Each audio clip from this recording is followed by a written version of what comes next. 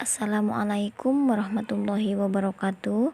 Perkenalkan, nama saya Deden Musafa'ah dari Program Studi Pendidikan Islam Anak Usia Dini, Fakultas Tarbiyah dan Keguruan, Institut Agama Islam Tasikmalaya.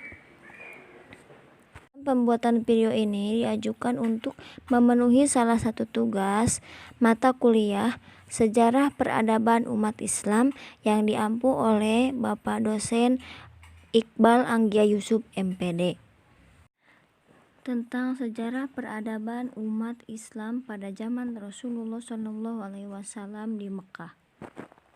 Nabi Muhammad SAW adalah nabi yang terakhir yang diutus oleh Allah Subhanahu wa Ta'ala. Nabi Muhammad SAW lahir di kota Mekah hari Senin tanggal 20 April tahun Gajah atau bertepatan pada tahun 571 Masehi. Ia berasal dari kalangan bangsawan Quraisy dan Bani Hashim. Sementara masih ada bangsawan Quraisy yang lain, yaitu Bani Umayyah. Tapi Bani Hashim lebih mulia dari Bani Umayyah. Ayahnya Abdullah bin Abdul Muthalib dan ibunya Siti Aminah binti Wahab. Garis nasab ayah dan ibunya bertemu pada Kilab bin Murrah. Apabila ditarik ke atas, silsilah keturunan beliau baik dari ayah maupun ibunya sampai kepada Nabi Ismail alaihissalam dan Nabi Ibrahim alaihissalam. Nabi Muhammad SAW ditinggalkan oleh ayahnya pada usia 6 bulan di dalam kandungan ketika sedang berniaga ke negeri Yasrib. Setelah 7 hari kelahiran, Abdul Muthalib, kakeknya, mengundang para tetangga untuk mengadakan tasyakuran atas kelahiran sang nabi. Dan beliau diberi nama Muhammad, yang artinya agar menjadi orang yang terpuji di langit dan di bumi. Sudah jadi kebiasaan orang Arab, anak-anak yang baru lahir diasuh dan disusui oleh wanita kampung dengan maksud akan mendapatkan udara desa yang masih bersih dan pergaulan masyarakat yang baik bagi pertumbuhan anak-anaknya.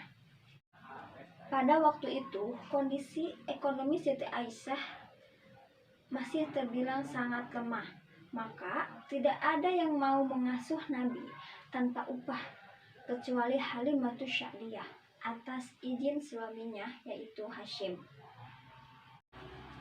Diceritakan bahwa kehadiran Nabi pada keluarga Halimatus Sa'diyah membawa berkah.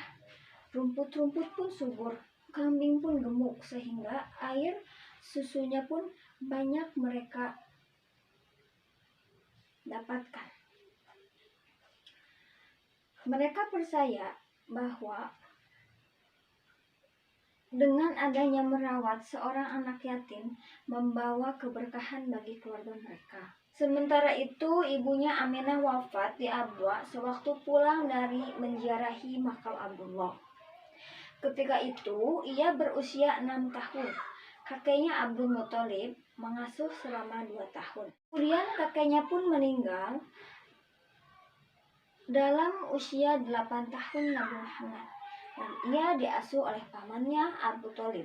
Ketika itu, ia ikut berdagang bersama pamannya ke negeri Syam. Ketika dia bertemu dengan pendeta Kristen bernama Muhairah, pendeta itu melihat tanda-tanda kenabian pada diri Nabi Muhammad SAW, sesuai dengan petunjuk cerita-cerita Kristen pada waktu itu.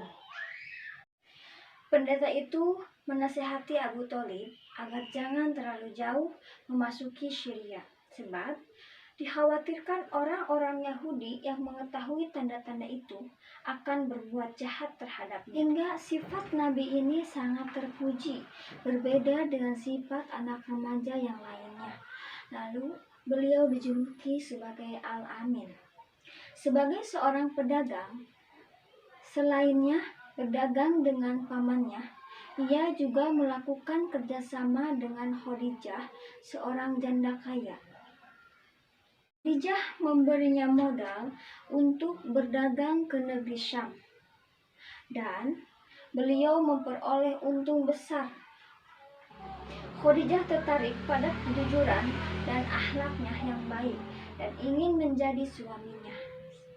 Setelah sebelumnya berkali-kali menolak pinangan bangsawan Quraisy itu. Hanya itu, kepada Khadijah binti Khuwailid. Tawaran Abu Thalib diterima Khadijah. Pernikahan Nabi dengan Khadijah binti Khuwailid berlangsung ketika Muhammad berusia 25 tahun dan Khadijah berumur 40 tahun dengan mahar 20 ekor unta. Dalam kehidupan rumah tangga mereka, suami istri itu hidup bahagia dan saling mencintai. Muhammad tidak pernah menyakiti hati istrinya dan sebaliknya istrinya ikhlas menyerahkan segala-galanya untuk Nabi Muhammad SAW. Kekayaan istrinya itu memberi kesempatan kepada Nabi Muhammad membantu orang-orang miskin yang tertindas serta memerdekakan budak. Dari pernikahan Nabi dengan Khadijah telah melahirkan 2 anak laki-laki, masing-masing Qasim dan Abdullah.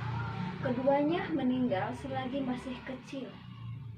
Karena sedihnya tidak mempunyai anak laki-laki, mengangkat Zaid bin Haris sebagai anak angkatnya. Selain itu, ada 4 anak perempuan masing-masing, yaitu yang pertama Zainab, yang kedua Ruqayyah, ketiga Ummu Kulsum, dan terakhir Fatimah. Selanjutnya, sejarah Islam di Mekah. Yang pertama, dakwah secara rahasia. Nabi Muhammad SAW mulai mengajak manusia untuk menyembah Allah sementara dan menyuruh meninggalkan berhala. Akan tetapi, dakwah tersebut dilakukan secara rahasia guna menghindari tindakan buruk orang-orang Quraisy yang berfanatik dengan keyakinannya. Nabi Muhammad sebelum melakukan dakwah di majelis-majelis umum orang-orang Quraisy dan tidak melakukan dakwah kecuali kepada orang-orang terdekatnya. Orang-orang pertama yang masuk Islam adalah pada waktu itu Khadijah masih belum meninggal. Yang pertama yaitu Khadijah bin Khuwailid, Ali bin Abi Thalib, Zaid bin Haris, mantan budak Rasulullah SAW, dan Abu Bakar bin Abi Quhafah, Utsman bin Affan, Zubair bin Awam, Abdurrahman bin Auf, dan Sa'ad bin Waqqas. Mereka ini bertemu dengan Nabi SAW secara rahasia. Apabila salah seorang di antara mereka ingin melaksanakan salah satu ibadah, mereka pergi ke lorong-lorong Mekah seraya bersembunyi dari pandangan orang-orang Quraisy. Dan ketika penganut Islam sudah mencapai lebih dari 30 lelaki dan wanita, Nabi Muhammad SAW memilih tempat dari salah seorang mereka, yaitu rumah Al-Arqam bin Abi Al-Arqam, sebagai tempat pertemuan. Kedua, yaitu dakwah secara terang-terangan. Nabi Muhammad SAW diperintah oleh Tuhan untuk menyampaikan dakwah secara terang-terangan. Kedua, yaitu dakwah secara terang-terangan. Nabi Muhammad SAW diperintahkan oleh Allah untuk menyampaikan wahyu secara terang-terangan, sebagaimana Allah berfirman dalam Quran surat Al-Hijr ayat 94. A'udzubillahi minasyaitonirrajim. Bismillahirrahmanirrahim. Fasda' bima tu'maru wa u'rid 'anil musyrikin. Maka sampaikanlah olehmu secara terang-terangan segala apa yang diperintahkan kepadamu dan berpergilah dari orang-orang syirik. Dakwah Nabi Muhammad SAW secara terang-terangan ini mendapatkan tantangan dan ditolak oleh bangsa Quraisy dengan alasan bahwa mereka tidak dapat meninggalkan agama yang telah diwariskan oleh nenek moyang mereka dan tradisi mereka. Hijrah pertama dalam Islam. Ketika Nabi Muhammad SAW melihat kaum musyrik kian hari kian bertambah keras, sedang beliau tidak dapat memberikan perlindungan kepada kaum muslimin. Maka beliau berkata kepada mereka, baiknya jika kamu dapat berhijrah ke negeri Habasyah, karena di sana terdapat seorang raja yang paling adil sekali. Selanjutnya hijrah Rasulullah SAW ke Taif.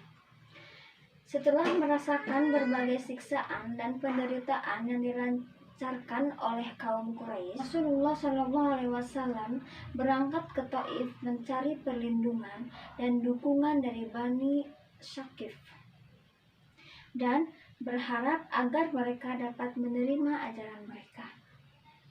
Tibanya di Taif, beliau menuju tempat para pemuka Bani Syakif sebagai orang-orang yang berkuasa.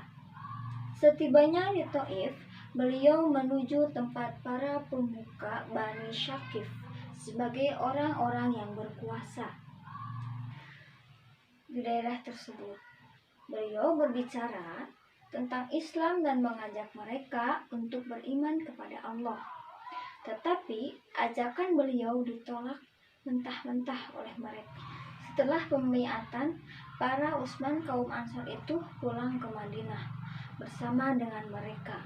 Rasulullah SAW mengikut sertakan Mus'ab bin Umair untuk mengajarkan Al-Quran dan hukum-hukum agama kepada mereka. Mus'ab bin Umair adalah salah seorang sahabat muda Nabi SAW yang masuk sebelum hijrah. Ia adalah pria tampan dan pintar.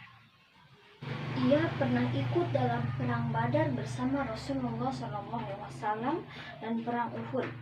Dan pada akhirnya ia terbunuh sebagai syahid. Mus'ab Umair adalah orang pertama melakukan sholat Jumat di Madinah. Hanya itu yang bisa saya dapat sampaikan. Kurang lebihnya saya mohon maaf. Wabillahi taufiq wal hidayah. Wassalamualaikum warahmatullahi wabarakatuh.